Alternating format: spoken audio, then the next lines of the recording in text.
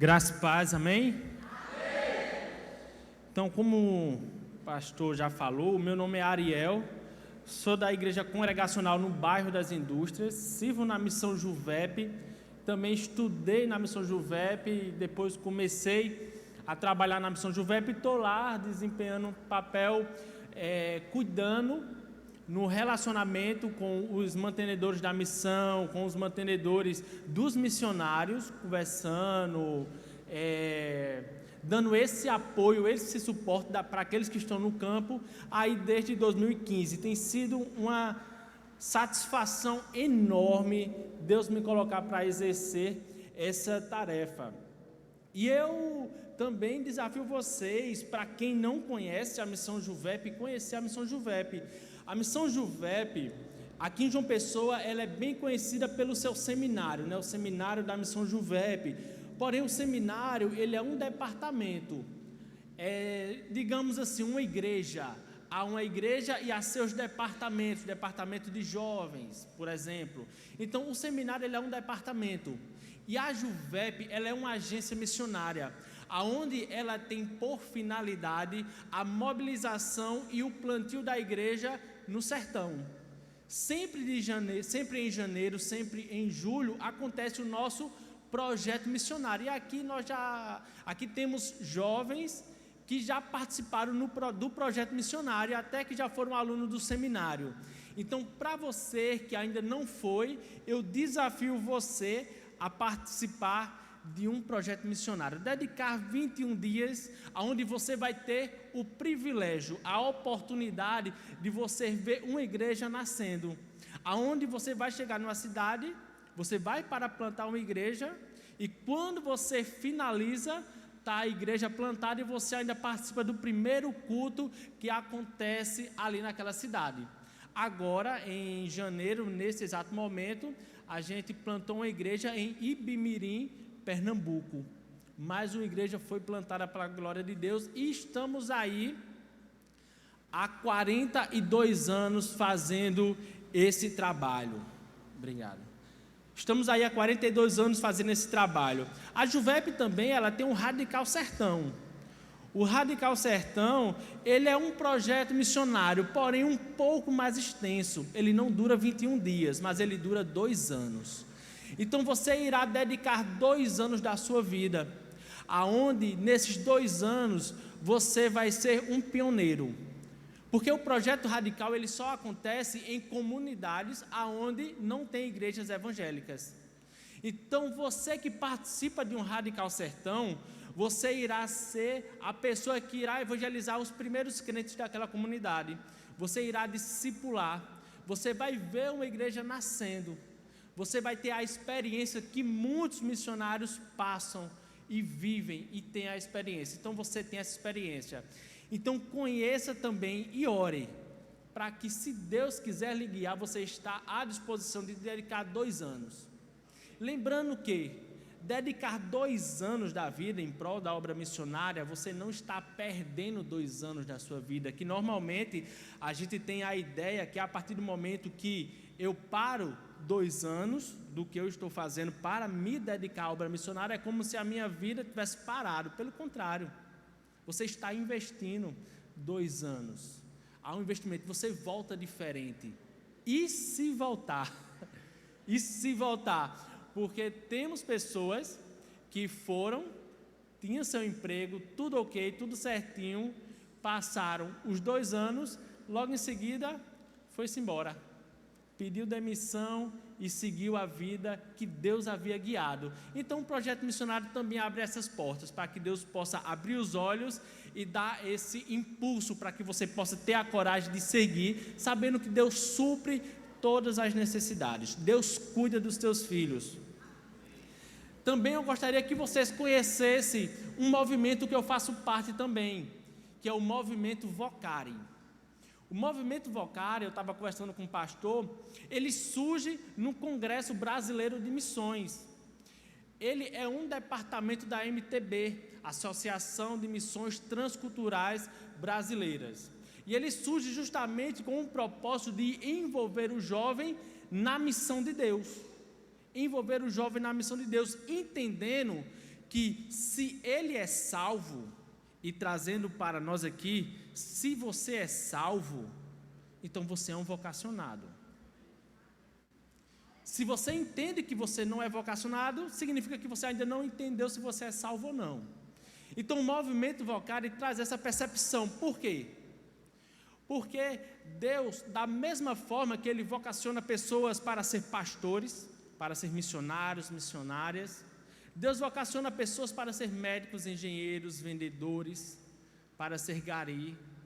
E enquanto houver uma profissão existente no mundo, há vocacionados para aquela área. Pessoas que vão viver o seu dia a dia entendendo que é Deus quem o colocou ali. Foi Deus quem colocou para que aquela pessoa possa desenvolver atitudes cristãs, que ela possa desenvolver ali ações que refletem o seu Pai, que é Deus. Então, a partir dessa perspectiva, eu e você somos vocacionados para viver a vida cristã aonde a gente estiver, na profissão que a gente estiver, ou como estudante, aonde a gente estiver. Então, conheço o movimento Vocari. Aqui a gente já realizou 2 eventos aqui em João Pessoa, um foi no Betel Brasileiro e o outro foi na Batista Farol, que foi ano passado.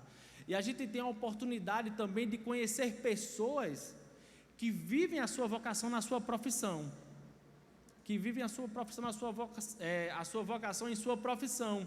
E é bem interessante, eu contei para o pastor que tem um procurador da Justiça, que ele disse em um dos nossos congressos, testemunhando, nós sempre trazemos pessoas que vivem a sua vocação, entendendo que Cristo chamou para a sua profissão. Ele disse, olha, com a minha profissão ali, eu já devolvi aos cofres públicos brasileiros mais de 100 milhões de reais que haviam sido desviados. Então, são pessoas que vivem a sua vida cristã, que não são divulgadas, mas que Deus vê e que Deus mobiliza e que nós somos abençoados pela vida dessas pessoas. Temos também a vida de Gabriel. Gabriel é bem interessante, porque o que ele sabia fazer é fazer hambúrguer. Gabriel, o nome dele é Gabriel Pietro, e ele é dono da Holy Burger. Ele fundou a Holy Burger, que é uma hamburgueria que tem lá em São Paulo. Em novembro eu tive a oportunidade de conhecer a Holy Burger. Ela não está localizada em um bairro nobre de São Paulo. Ela está localizada em um bairro onde o que predomina é a prostituição e as drogas, literalmente. Mas está ali no meio. E qual é o propósito da Holy Burger, que foi assim que Deus colocou no seu coração? Não era para ele somente sustentar a sua casa, sustentar a sua família. Mas a partir da Holy Burger, ele olha pessoas que estão na rua e ele se oferece para treinar aquela pessoa. E aquela pessoa vai aprender. E ele bota aquela pessoa para trabalhar. Logo em seguida, ele ajuda aquela pessoa a, já com aquela profissão que foi ensinada, a dar seus passos sozinhas. E nisso o Evangelho também vem sendo pregado para essas pessoas que estão lá dentro. Eles passam a ver e ouvir acerca do Evangelho, e pessoas são salvas.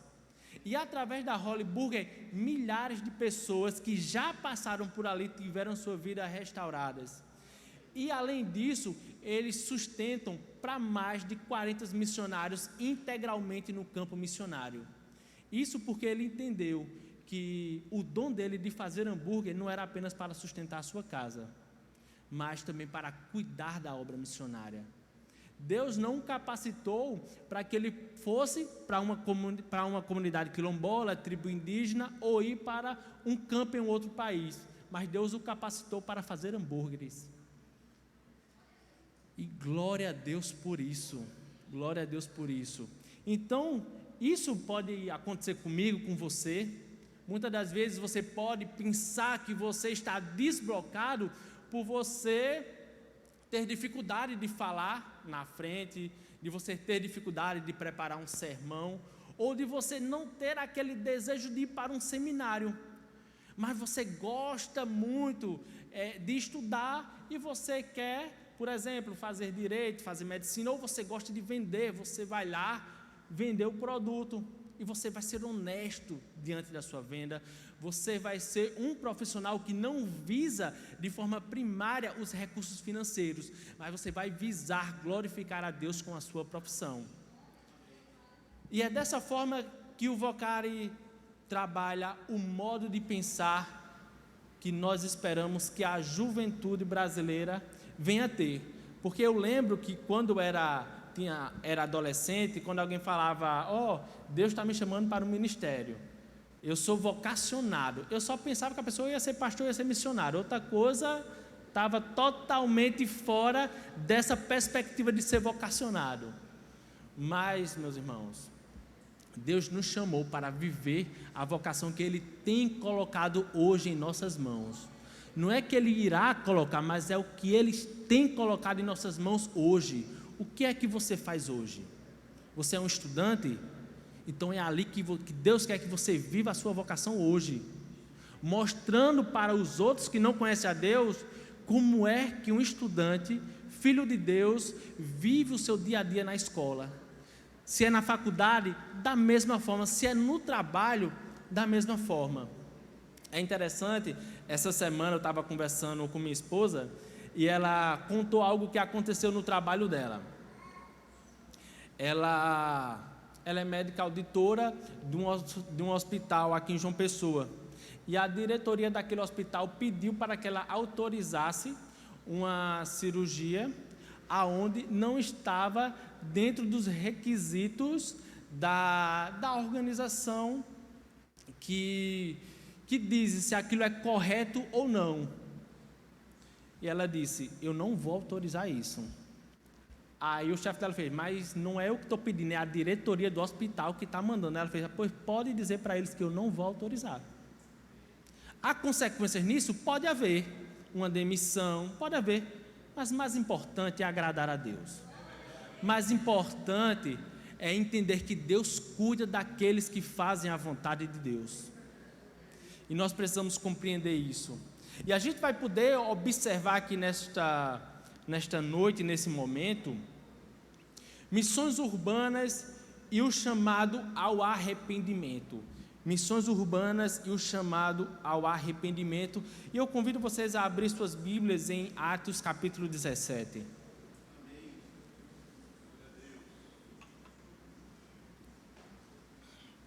Atos capítulo 17, versículo 30.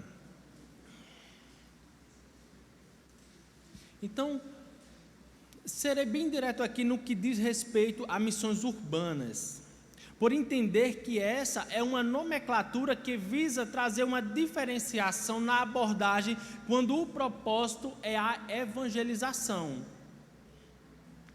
Pois a compreensão da cosmovisão local é de uma importância gigante para obtermos uma boa relação com quem está à nossa volta. Então, é muito importante. Então, essa diferenciação de missões urbanas, porque a gente pode até pensar que há uma diferença entre missões urbanas e missões transculturais, e nós temos a tendência de colocar uma como sendo superior à outra. E a Bíblia não coloca essa diferenciação como se aquele que vai para, por exemplo, seja para a África, para a Europa, para a Ásia, seja uma missão mais importante do que aqueles que está realizando a missão aqui em João Pessoa, por exemplo, ou vai para uma grande São Paulo, metrópole como São Paulo, ou vai para Nova York. A Bíblia ela não faz essa diferenciação, Deus não faz essa diferenciação. Ambas são missões que geram uma ação evangelística, que é a pregação do Evangelho, que é Jesus. Seja missões transculturais, seja missões urbanas, ambas são missão. Então, porém, e é importante eu frisar isso aqui, não é por não haver uma superioridade entre ambas que você irá buscar viver a vida missionária mais cômoda para você. Não é porque as duas são missões que você, então, já que as duas são missões, ação missionária, ação evangelística.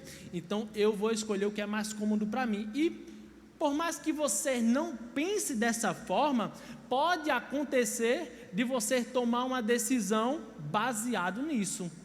Então você, digamos que surge duas propostas na igreja. Uma para você ir para o sertão da África. E surge também uma proposta para você plantar uma igreja aqui em João Pessoa. Vamos colocar aí os bancários. Há toda uma mudança que vai acontecer caso você vá para o sertão da África. Como, por exemplo, se for casado, como é que vai ficar a escolaridade dos filhos? Como é que vai ficar essa questão? Longe da família, longe dos seus amigos, da sua igreja mãe.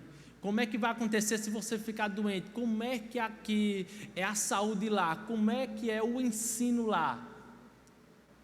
Mas aqui você já sabe como é que funciona.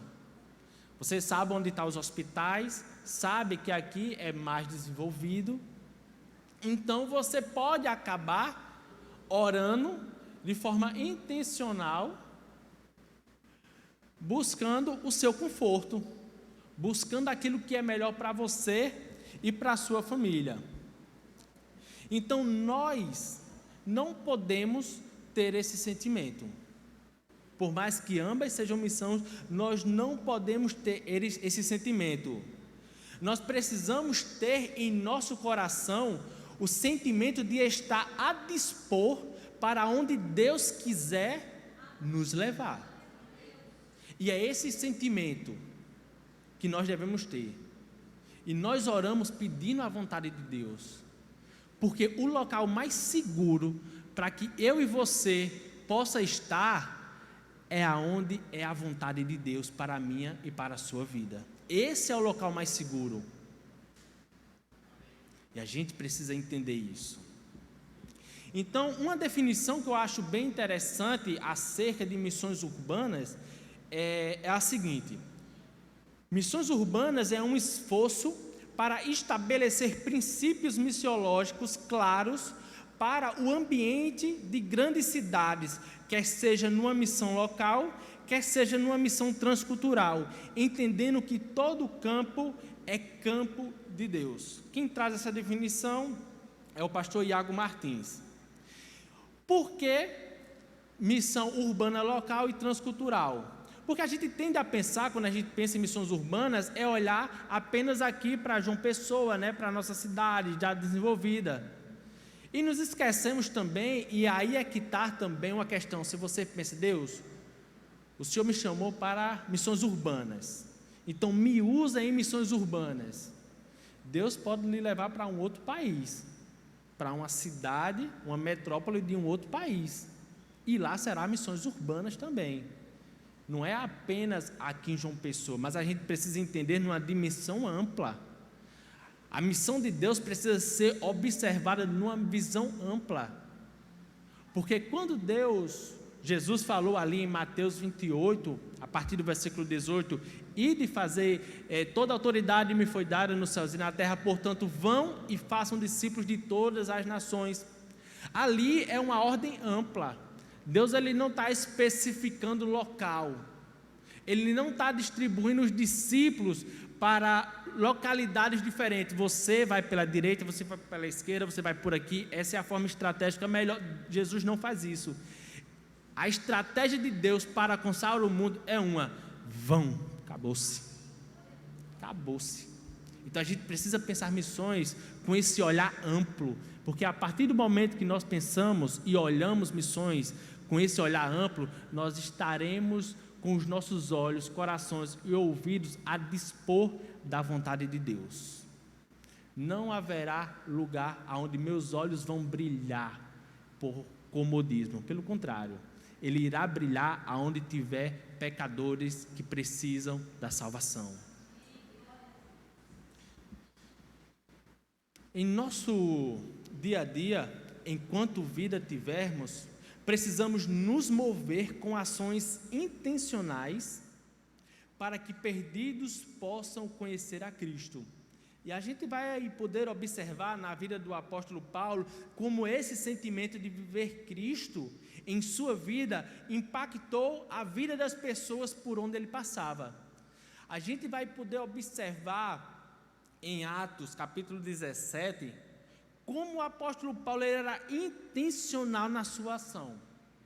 E a gente vai poder nesse momento sair daqui com uma estratégia formada, partindo daquilo que o apóstolo Paulo fez, uma estratégia formada. Então, Atos capítulo 17, versículo 30, diz o seguinte: no passado Deus não levou em conta essa ignorância, mas agora ordena que todos, em todo lugar, se arrependam. Vamos orar mais uma vez? E eu peço que você ore pedindo: Deus, continua falando ao meu coração. E eu te peço, Deus, que o Senhor continue falando ao meu coração, ó Pai. Em nome de Jesus. Amém. Então, este texto aqui que nós lemos de Atos, ele traz uma conclusão do discurso de Paulo. E quando ele faz esse discurso, que tem início no versículo 16 do capítulo 17, ele está em um grande centro urbano, Atenas, o grande centro da cultura da época, repleta de beleza artística, cheia de estátuas referentes a seus deuses gregos. Porém, Paulo expressa um sentimento diante de toda aquela idolatria que estava de forma perceptível diante dos seus olhos. E como cristãos, nós precisamos ter o mesmo sentimento, ação e compreensão que Paulo tinha acerca de Deus quando observou a realidade pecaminosa daquela cidade. E diante disso, eu gostaria que a gente pensasse sobre 3 tópicos, apenas 3 tópicos. Primeiro, o chamado para pregar vai requerer de nós envolvimento sentimental com Deus. O chamado para pregar vai requerer de nós o envolvimento sentimental com Deus. E eu quero que a gente entenda aqui, por pregar, é evangelizar, falar de Cristo. Pregar aqui eu não estou me referindo a gente estar aqui no púlpito, né? Você ter que vir para um púlpito ou para um local onde vai ter um público que você vai falar, vai expor uma mensagem e todos esses vão ouvir. Mas eu quero que você entenda por ações evangelísticas, pela evangelização, olhando para o seu dia a dia. Então precisamos amar a Deus. Precisamos amar a Deus. Parece algo clichê, algo que já sabemos. Quando eu falo, precisamos amar a Deus, quando o pastor fala, precisamos amar a Deus, mas é uma verdade. O que nos move a ter ações além das nossas forças, para que o nosso próximo venha a ganhar, é se amamos ele ou não. O contrário também é verdade. Se alguém mexe com quem amamos, nós nos revoltamos. Minha esposa, ela não pôde estar aqui porque ela está grávida, está no seu 8º mês, e no próximo mês nossa filha vai estar nascendo, Liz. Então, ela nem nasceu ainda, mas o amor que nós temos por ela nos leva a batalhar dobrado para que ela possa chegar com suas coisas já organizadas. Ela nem nasceu ainda, mas a gente já está dormindo pouco. E isso porque nós amamos. Eu acabo fazendo mais coisas para que minha esposa ela possa descansar. Então isso, assumir as tarefas de casa, porque eu amo minha esposa, eu não quero que ela se canse. Eu quero que ela descanse. Isso eu faço porque eu a amo. E é esse amor a ela, esse amor a Deus, que me move a ter ações que beneficiam ela. Ou por um amigo, Quem não tem aqui um amigo próximo que, diante do apuro, né, principalmente amigos de ministérios próximos, que no apuro falam: ó, rapaz, surgiu um problema ou estou doente, tu pode pregar no meu lugar? Quando? Daqui a 30 minutos. Mas a gente fala: meu irmão, conte comigo, vou. Aí você vai olhar, não tem como preparar, então você vai olhar uma mensagem que você já pregou, vai preparar, dar aquela revisada, se arrumar correndo e vai. Você nem questiona, porque você ama aquele amigo. Você está ali para suprir a necessidade dele. Ou as mulheres também. Eu não vou saber dizer como funciona, mas o que eu vejo muito, até observando minha esposa, minha irmã também, é emprestando roupa, né? Uma amiga vai para uma festa de casamento, ou vai para um aniversário, está sem roupa, e ela fala: ó, na correria, me empresta a tua roupa, a roupa novinha está lá, que ela só usa em ocasiões especiais. Ela fala: veste, toma para tu, vai lá, usa, não tem problema. Coisa que ela não emprestaria nem para sua mãe, assim, algo que ela tem muito próximo. Mas por quê? Porque há um sentimento pelaquela amiga, há esse sentimento. Ela não emprestaria para qualquer uma, mas para aquela a quem ela tem um amor, um sentimento diferenciado, ela irá se doar. E eu gostaria que a gente observasse o versículo 16 do capítulo 17. Versículo 16 do capítulo 17. Enquanto Paulo os esperava em Atenas, o seu espírito se revoltava em face à idolatria dominante da cidade. E esse seu espírito aqui não está se referindo ao Espírito Santo, mas o seu espírito de pessoa, o seu espírito humano.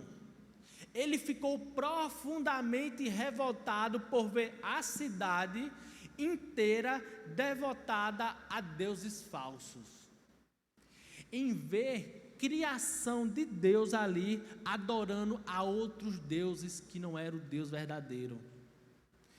O apóstolo Paulo, ele amava tanto a Deus, que a ele observar pessoas que não valorizavam o seu Criador, que não conheciam o seu Criador, direcionando a adoração a outras pessoas, isso revoltava ele. E esse sentimento só acontecia porque o apóstolo Paulo amava a Deus. E aqui observamos como devemos nos comportar em nossa vida diária. Ser cristão no meio urbano, e isso também se aplica a outras civilizações, é compreender que não devemos nos conformar com este mundo nunca. Não há conformismo com esse mundo, com a forma como esse mundo pensa as suas ações, como age, a forma como planeja a sua administração. E isso deve gerar em nós, assim como o apóstolo Paulo, uma revolta, não porque está indo de encontro a princípios que eu acho verdadeiro, mas porque está indo de encontro ao Deus verdadeiro, porque está indo de encontro à adoração que deveria ser a Deus, aqueles que Deus criou adorando ao seu próprio coração, mas não adorando ao Deus verdadeiro. E isso já deve gerar em nós esse sentimento de inconformismo. O sentimento de não conformismo deve nos levar a apresentar Cristo a este mundo, apresentar com nossas vidas, despertando aqueles que estão à nossa volta a querer conhecer o motivo de sermos diferentes. E aí é que está o problema. Muitas das vezes a gente quer ser diferente, lutando igual todo mundo luta, tendo as mesmas ações que aqueles que não são filhos de Deus estão lutando para convencer o mundo que isso é errado ou certo. A nossa luta é diferente. A nossa luta é para mostrar Cristo a essas pessoas. É entender de que antes de sermos brasileiros, nós somos cristãos. E a maior necessidade desse mundo é da salvação. Apenas a salvação pode transformar a mente e o coração da nação brasileira. Somente Cristo. Precisamos orar para que Deus salve. Precisamos viver o Evangelho para que as pessoas possam ver Cristo em nós e ser despertadas a querer conhecer o Cristo que nós vivemos. E eu sei que essa não é uma ação fácil. Não é. Mas ela é possível de ser vivida. Segundo, o chamado para pregar, ele vai requerer de nós relacionamento com intencionalidade. O chamado para pregar vai requerer de nós relacionamento com intencionalidade. Leia comigo a partir do versículo 22 até o versículo 24. Então Paulo, levantando-se no meio do aerópago, disse: Senhores atenienses, em tudo vos vejo acentuadamente religiosos, porque passando a observar os objetos do vosso culto, encontrei também um altar no qual está escrito: ao Deus desconhecido. Pois esse que adorais sem conhecer é precisamente aquele que eu vos anuncio. O Deus que fez o mundo e tudo que nele existe, sendo ele Senhor do céu e da terra, não habita em santuário feito por mãos humanas. E aqui a gente observa de forma bem clara a estratégia do apóstolo Paulo. Perceba que o apóstolo Paulo, ele não chega debatendo e expondo o erro, passando na cara ali daquela liderança religiosa, mas ele constrói uma relação que ele mesmo conduz para um fim específico. Ele tem intenção em sua ação. Isso me faz lembrar de uma experiência que eu tive com Deus. E, se não me falha a memória, foi em 2015, um amigo meu faleceu, e eu estava indo para a casa da família. E lá no Castelo Branco, eu iria pegar um ônibus ali. Eu estava na casa do amigo meu, hoje ele é missionário, está entre os quilombolas em Itacaré, foi quando eu recebi a notícia, e estava indo para Mangabeira. Então, naquela época ainda não tinha o Uber, então a gente fazia as pontes no ônibus, né? Então fui e desci ali, próximo à parada de ônibus do Castelo Branco. Próximo não, na parada de ônibus. E lá tinha um homem lá naquela parada de ônibus. E eu fui naquele momento, e na minha cabeça eu estava com o seguinte pensamento: está só eu e ele aqui, preciso evangelizar, preciso pregar o evangelho para ele. Mas a pergunta é: como iniciar uma conversa? Eu acho que vocês já passaram por isso. Como iniciar uma conversa com alguém que você nunca viu na vida? E eu parado, deu 1 minuto, 2 minutos na minha cabeça: Deus, eu preciso evangelizar, mas eu não sei como, preciso evangelizar, mas não sei como. Até que, e é incrível como Deus age, até que o ônibus estava demorando a passar, e do nada foi a palavra que Deus colocou na minha boca: rapaz, esse ônibus está demorando a passar, né? Só precisou dizer isso. Esse cara desembestou. Pois é um absurdo, a gente passa o dia trabalhando e esses ônibus aqui é uma demora danada, esses políticos não estão nem aí para a gente, e quando vem, ainda vem lotado. Ele desembestou a falar, e eu ouvindo. Assim que ele terminou, Deus deu a estratégia. Essa era a estratégia, mas Deus conduziu no que eu deveria falar. Eu fiz: pois é. Mas é interessante que eu conheço alguém que não nos deixa esperar. Não nos deixe esperar igual o ônibus. A partir do momento que a gente necessita, precisa, Ele está pronto. Ele fez quem? Eu fiz Jesus. Acabou-se. Sabe o que Deus me ensinou naquele momento? É que tudo é motivo para eu iniciar uma conversa com a intenção de evangelizar. Tudo. Por que tudo? Porque Deus criou todas as coisas, em tudo há Deus. Há Deus na sabedoria humana para criar uma cadeira. Então tem como, a partir de uma cadeira, você evangelizar alguém, numa conversa que, digamos, não tem como você entender lógica numa conversa dessa, mas você conduz a evangelização para apresentar a Cristo a partir de um assunto que você está falando da criação de uma cadeira.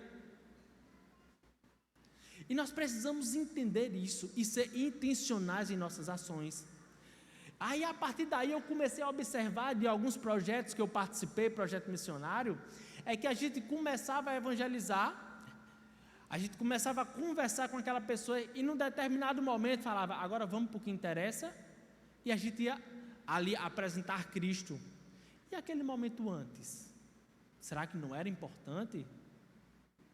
Meus irmãos, e eu digo por experiência própria, a partir do momento que a gente entende que o evangelismo, a ação missionária, ela requer esse relacionamento com o próximo, as coisas fluem, de forma que você passa a conhecer aquela pessoa, e a partir do momento que você passa a conhecer, você passa a ter um sentimento, e esse sentimento vai aumentando, aquela pessoa passa a confiar em você, e ali surge uma amizade, aonde você está guiando aquela pessoa a conhecer a Cristo Jesus.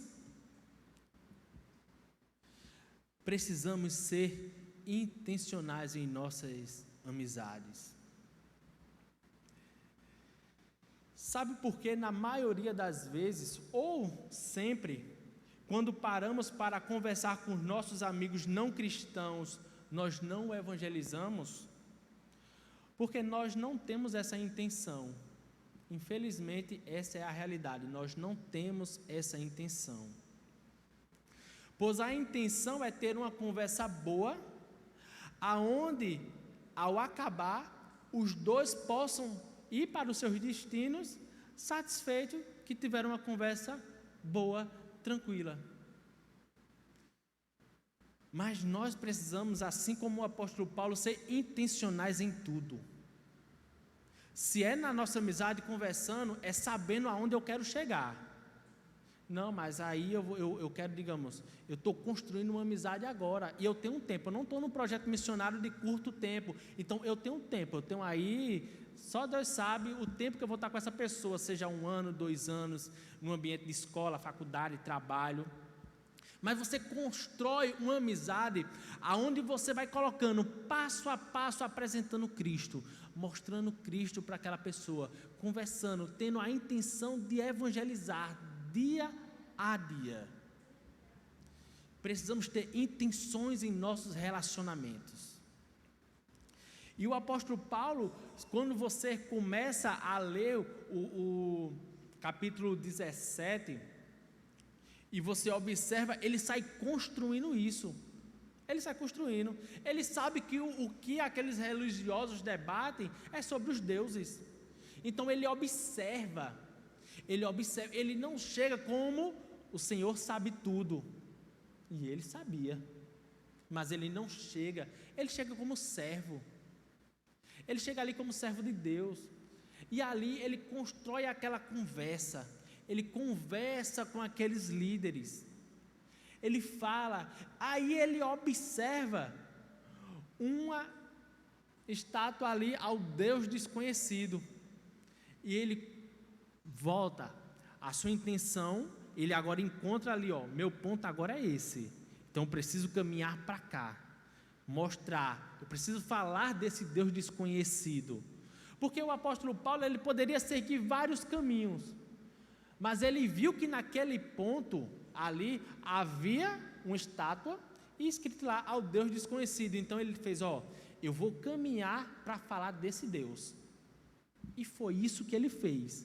caminhou. E a gente precisa montar estratégias e caminhar direcionado por Deus, apresentando Cristo em nossa casa, aos nossos amigos da escola, faculdade e no trabalho. Então precisamos ser intencionais na nossa vida como um todo precisamos ser. Terceiro, o chamado para pregar vai requerer de nós a compreensão da grande comissão. O chamado para pregar vai requerer de nós a compreensão da grande comissão. Então, o versículo 30 do capítulo 17 que lemos, que diz: no passado Deus não levou em conta essa ignorância, mas ordena que todos em todos os lugares se arrependam. Essa é uma mensagem de arrependimento. E quando nós damos continuidade à leitura, a partir do momento que o apóstolo Paulo ele fala do Deus desconhecido, que fala que é o Deus dele, ele começa a expor o evangelho acerca de Deus, de forma muito clara, de forma muito direta, ele começa a expor. De forma que ele vai caminhando, conduzindo a falar da necessidade do arrependimento, da necessidade deles se arrependerem dos seus pecados. Então Paulo ele sabe aonde ele quer chegar naquela conversa, ele sabe aonde ele quer chegar. Então nós precisamos ter a compreensão de onde nós queremos chegar. Mas para que isso aconteça, nós precisamos compreender de forma muito clara a grande comissão. Precisamos entender de forma clara, objetiva, de forma verdadeira a grande comissão. E quando eu falo compreender, não é ter o conhecimento teórico, mas é que a nossa vida expresse esse conhecimento. Se a nossa vida não expressa esse conhecimento acerca da pregação, significa dizer que nós não conhecemos o ID de Cristo. Não conhecemos. Então, essa mensagem de arrependimento só chegará aos ouvidos dos que estão em nossa volta se pregarmos o Evangelho sem medo, sem vergonha alguma. Nós não temos que ter medo, nós não temos que ter vergonha. Por quê? Olha só que interessante o que Mateus, capítulo 28, versículo 18 fala. 18 e 19, a grande comissão. E aqui eu quero trazer um encorajamento para vocês. Um encorajamento para vocês. Toda autoridade me foi dada nos céus e na terra. Deixa eu fazer só uma pausa. Como é que eu quero que a gente observe esse texto? Jesus, depois que morre, ao terceiro dia ressuscita e ele reúne os discípulos. E eu quero que a gente compreenda e olhe para esse texto e sempre que a gente lê, a gente ali se enxergue junto com os discípulos, olhando para Jesus, nos dizendo essas palavras. Porque essa ordem aqui de ir, de pregar, não foi apenas para os 12, mas foi para todos nós. Não foi apenas para os discípulos, mas foi para todos os filhos de Deus. Então é como se Jesus tivesse ali reunido todos aqueles salvos que estavam ali, como também aqueles que viriam a ser salvos. Deus reunindo todos ali e falando: ó, toda autoridade me foi dada nos céus e na terra. Ide, portanto, fazendo discípulos de todas as nações, batizando-as em nome do Pai, do Filho e do Espírito Santo. Entenda como se Cristo estivesse olhando para você.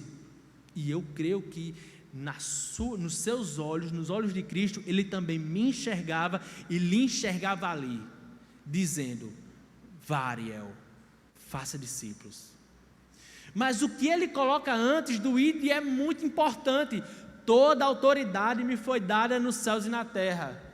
E aqui está um ponto-chave para que eu e você seja encorajado a sair daqui hoje já para viver uma vida de forma intencional de evangelização, de pregação, aonde a gente estiver. Por quê? Porque Deus, ele não é apenas o Todo-Poderoso. Primeiro, ele é o único Todo-Poderoso. Ele não abre margem para que tenha um segundo plano, caso ele viesse a falhar ou não houver alguém, você recorrer a segundo plano.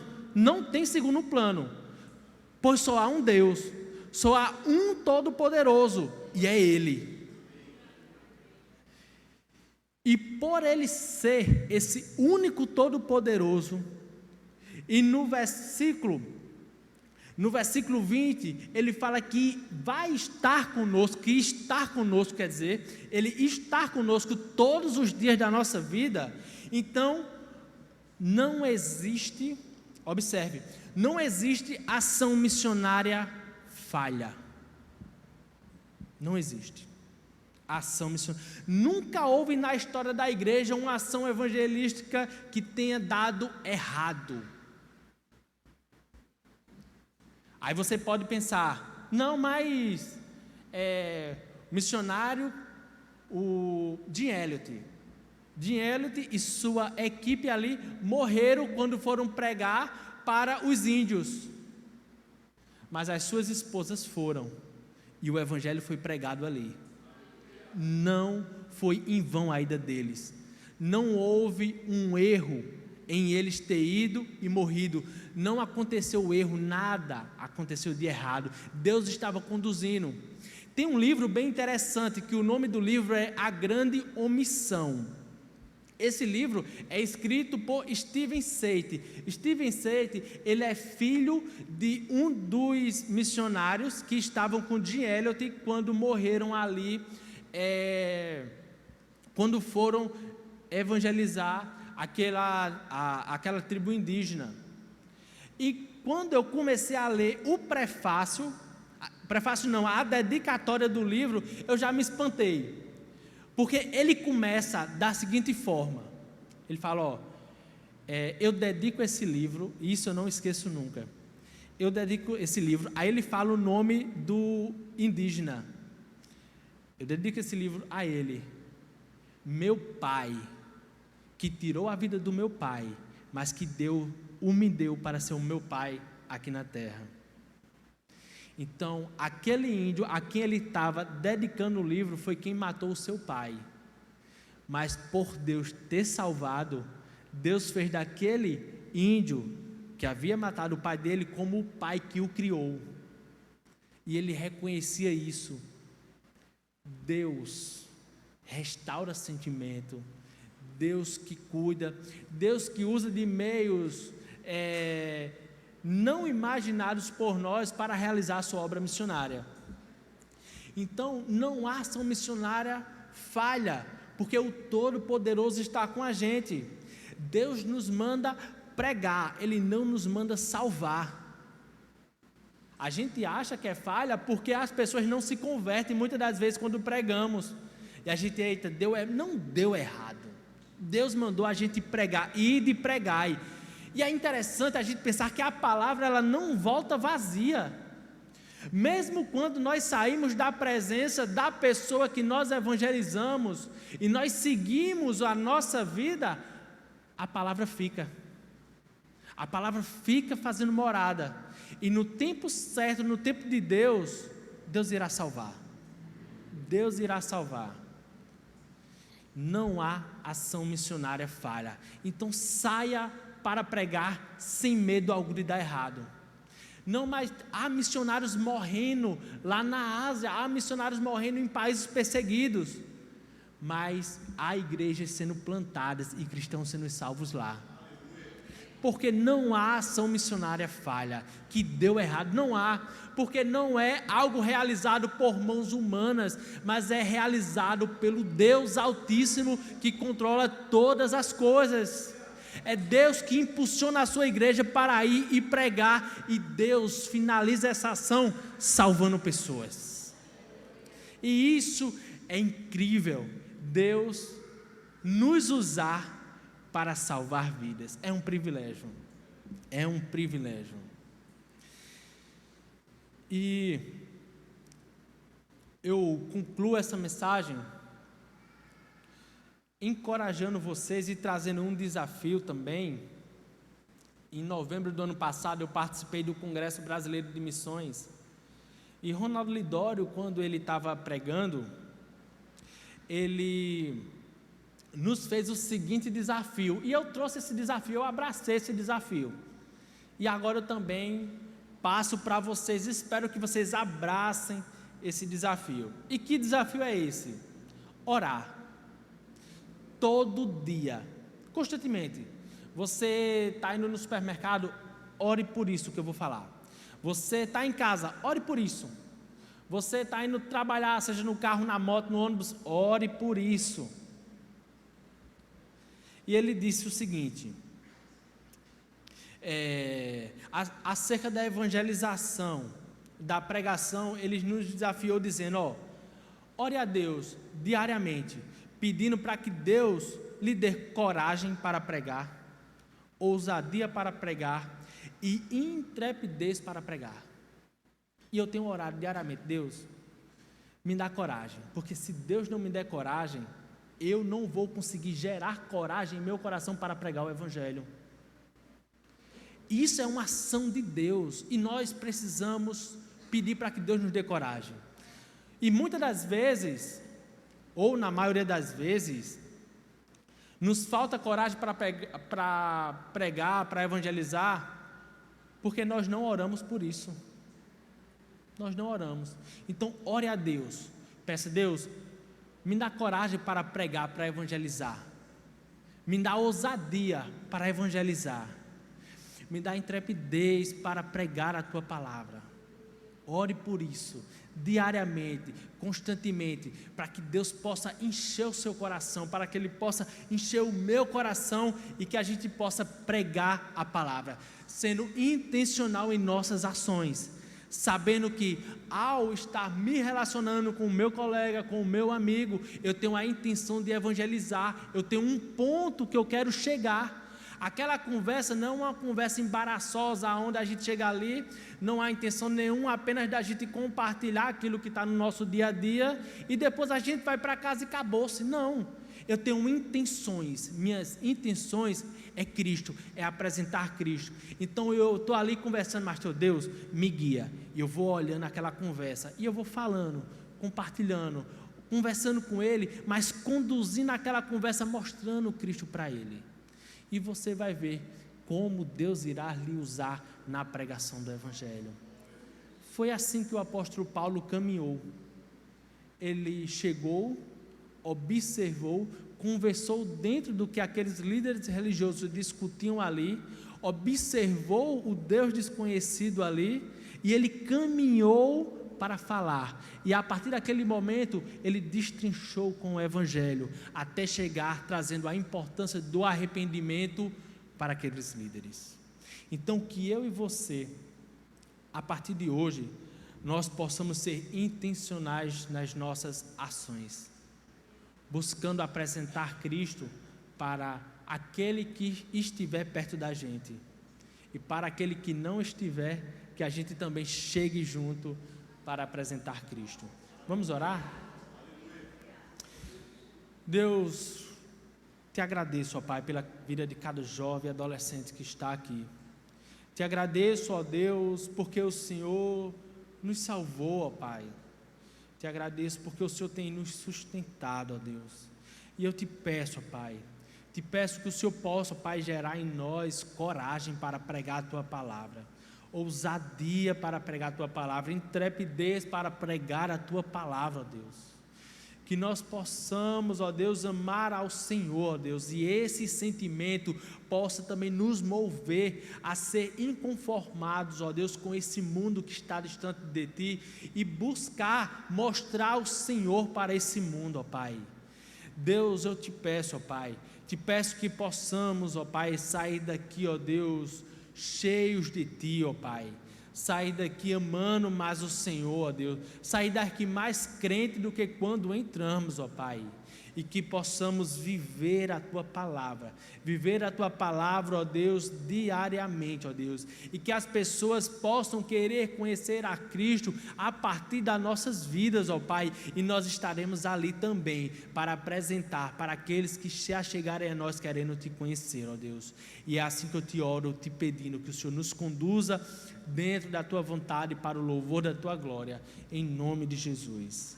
Amém. Amém.